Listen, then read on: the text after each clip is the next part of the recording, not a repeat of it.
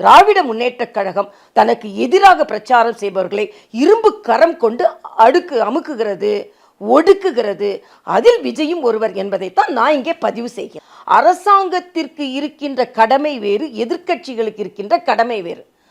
விஜய் நிச்சயமா பாதுகாத்திருக்க வேண்டும் என்பது கருத்து. ஆனால் அரசாங்கம் கட்டாயம் பாதுகாத்திருக்க வேண்டும் என்பது கடமை.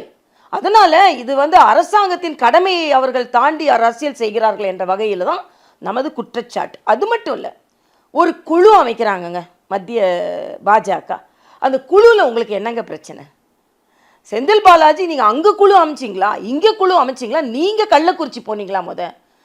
தூத்துக்குடியில் நான் கவர்னராக இருக்கும் பொழுது அங்கே மழை வெள்ளத்தில் நான் நின்று கொண்டு இருக்கிறேன். முதலமைச்சர் அங்கே வராமல் இண்டி கூட்டணி அலையன்ஸுக்கு போகிறார். ஆக உங்கள் மாநிலத்தை மக்களை நீங்கள் பார்க்காம எப்போ பார்த்தாலும் மணிப்பூரை பண்ண, மணிப்பூர் உள்துறை அமைச்சகத்துக்குள்ளே இருக்குது, உள்துறை அமைச்சர் அங்கே நேராக போனார். அதில் உங்களுக்கு என்ன பிரச்சனை? சரி, கும்பமேளாக்கு போனார். கும்பமேளாவுக்கு திராவிட முன்னேற்ற கழகத்தை குழு அனுப்ப வேண்டாம்னு யார் சொன்னால்? அப்படியாவது கும்பமேளாவை போய் பாருங்கள். அதனால் இது நீங்கள் நேர்மறையான அரசியல் செய்வதையெல்லாம் பதறுகிறார்கள் திமுக. இன்னைக்கு 3 வயது குழந்தை ஏன் பலியாகுது?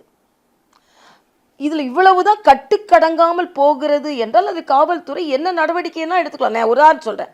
நேற்று முன்தினம் விஜயதசமி ஒரு 47 ஆர்எஸ்எஸ் சுயம் சேவகர்கள் போய் அமைதியாக ஷாகா பண்ணியிருக்காங்க. அவங்களே 50 போலீஸார் சுற்றி வளைத்து கைது செய்திருக்கிறார்கள்.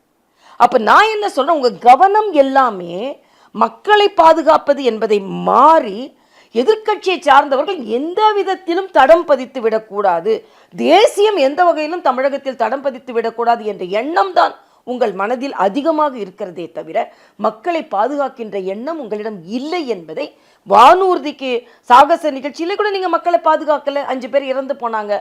ஆக முற்றிலுமாக கிரவுட் மேனேஜ்மெண்ட் தமிழ்நாட்டில் தோல்வி அடைந்திருக்கிறது என்பதை நான் வெளிப்படையாக குற்றம் சாட்டுகிறேன். பார்த்தீங்கன்னா யாராவது சொல்றதுக்கு தயங்குனாங்களா? நம்மகிட்ட உண்மை கேட்கறதுக்கு ஒரு குழு வந்திருக்கா.